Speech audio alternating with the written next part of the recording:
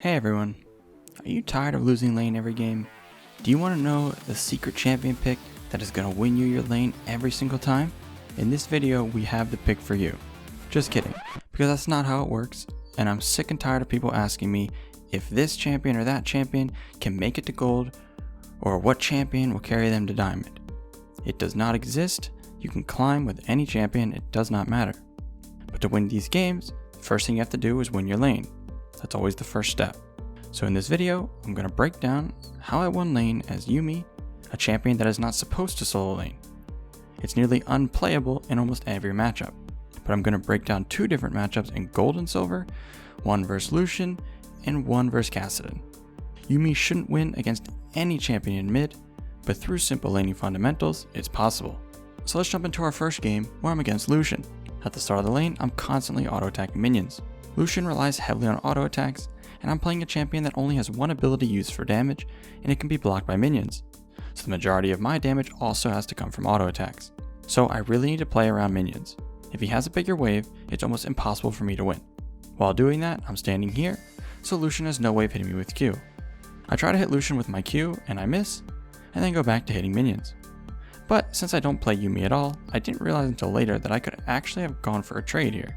Yuumi's passive auto gives her a shield and some mana back, so because he didn't have his Q anymore, I could have walked up and autoed him, used the shield to eat one of his autos, and then autoed him one more time, and that's simply just playing around cooldowns.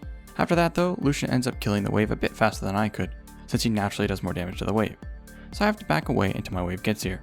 This is something I thought I wouldn't need to point out or remind you guys, but the amount of times I see people do this in low elo is crazy.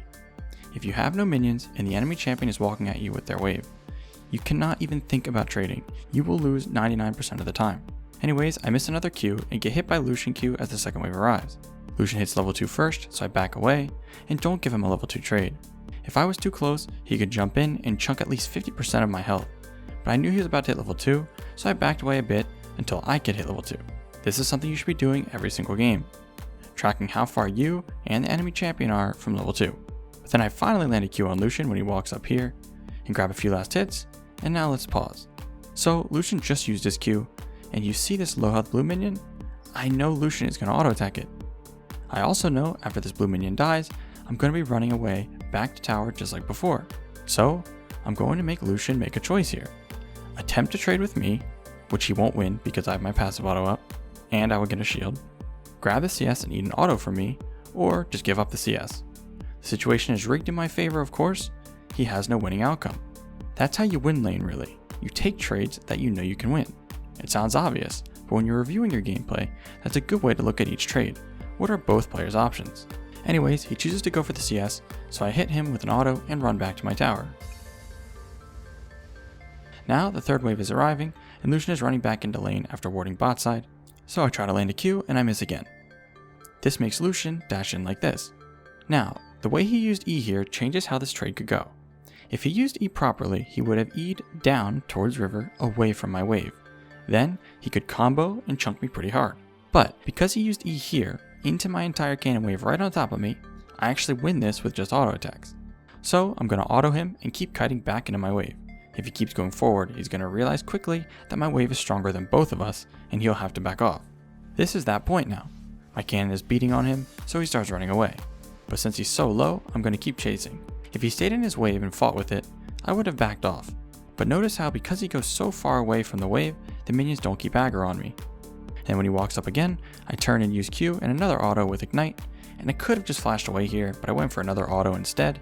So he flashes in and kills me right before he dies, and we trade kills. So this might not technically be winning, but I could have easily lived if I flashed away, and I shouldn't be able to lane at all versus Lucian in the first place. But let's move to the next game now, where I win much harder versus Kassadin. At the start of the lane, I'm auto-attacking him right away when he walks up for a last hit. Kassadin has no gap closer at level 1, so I don't have to be too afraid of him, and I want to pressure whenever he walks up for a minion. As I'm doing that, Kassadin turns around and actually starts running towards me. I keep auto-attacking while running, but need to get this wave off of me, so I run into the bot brush. The problem right now is, melee champions naturally have more move speed than ranged, and if we keep trading autos, I'm obviously going to lose. Also, I don't want to miss experience, so I can't take the long way back to lane, so I just turn around and start running back to my tower, this time without auto-attacking back. He tries flashing on me to finish, but I know he doesn't have enough damage, especially because ignite damage at level 1 is very low and you can actually heal through it with potions. So I don't need to waste any summoners. As soon as I get out of range and he needs to turn around, I know I can get aggressive again and auto him as much as I can until he's back inside his wave. His wave would do way too much to me if I keep chasing, but I won out hard from that, getting both of his summoners. Now I'm going to collect some last hits until Caston walks up to here. So if you're wondering when you're supposed to attack a melee champion as ranged, when they have a bigger wave, it's like this. Whenever they are past their range minions, you can safely auto them without drawing their aggro. The melee ones don't do much, you don't have to worry about those, it's all about the ranged and the cannon. So I hit Caston with a few autos, then back up and focus on hitting CS as I need to hit level 2. I level up as he walks at me to use Q, and I hit him with my own Q. If we pause, what should I do here?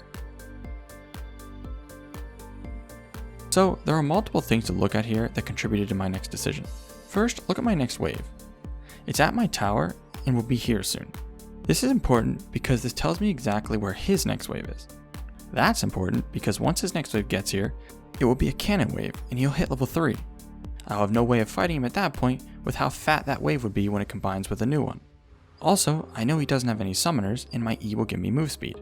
And lastly, he walked up pretty far to use that Q, and it put him into auto range of me. He should have known I was about to hit level 2. Because of all these things, I know I can just pop my E and run in with ignite to kill him for first blood. Now, I would want to clear the wave and base to get a good recall. But the wave is huge, so what should I do? If I let it hit the tower, it will start pushing the other way. Then casting can freeze it. If I try to clear the wave, I obviously won't have enough time before he gets back. So I'm just going to recall now and let his minions kill mine. By doing this, I snowball even harder because I won't miss pretty much anything while he misses an entire cannon wave. When I get back to lane, a huge wave is waiting for me. After clearing it, I'm level 4 to his level 2. So I'm bullying him pretty hard, laying down a ton of autos. Now whenever Caston walks up for a last hit, I want to pressure with an auto attack, since that's basically all I have to damage him with how useless my Q is. Then I collect some last hits and continue to slowly push the wave under tower until Hecarim shows up on the ward I placed looking to gank. Since I see him coming early, it's easy to just kite him out. Caston has no way of getting on top of me, and he's going to miss a lot of CS while chasing. But as I'm running, notice how Caston walks close to the wall like this. This tells me he's probably trying to use his E over the wall to slow me, so I move up a bit out of its range and kite to my Shaco. Now, sadly for me, this guy really doesn't know how to play Shaco and couldn't have messed this up any harder. He put the box down right in front of Hecarim, so Heck just smited it, then he failed his Q over the wall, so he ends up dying, and a fight that should be a 2-for-0 in our favor, they get a kill and I lose flash. But anyways, moving back to lane, I know Heck went bot side after that, so I move to the top side of the lane and collect my last hits, while continuing to punish Caston if he walks up for one. As I'm doing that, Hecarim repeat ganks mid, but since I'm positioned perfectly again, it's easy to just run away top side this time. I throw some autos over the wall at Cassidon since they both don't have any gap closers anymore, and since my next wave is coming, I don't have to be afraid of him when he walks up here. Instead, I just ignite and get another kill. Alright guys, so as you can see, even on a champion that is nearly unplayable in lane against everyone, including Cassidon, I can still win lane by sticking to lane fundamentals and punishing their lack of them. But that's going to bring us to the end of this video. We hope you enjoyed it, and thanks for watching.